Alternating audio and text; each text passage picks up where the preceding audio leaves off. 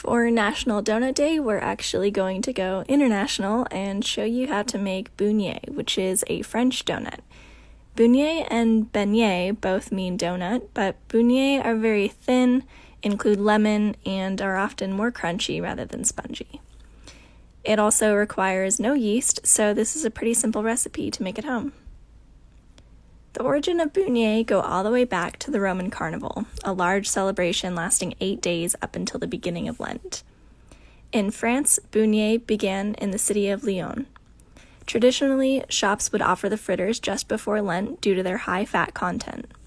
Households would also make beignet in order to use up their cooking oils before Lent began, since the oils and fats were prohibited. Nowadays, shops still make beignet, and each city tries to change up the recipe or cooking methods just a bit in order to put their signature on it. The French make crunchy beignet and soft beignet.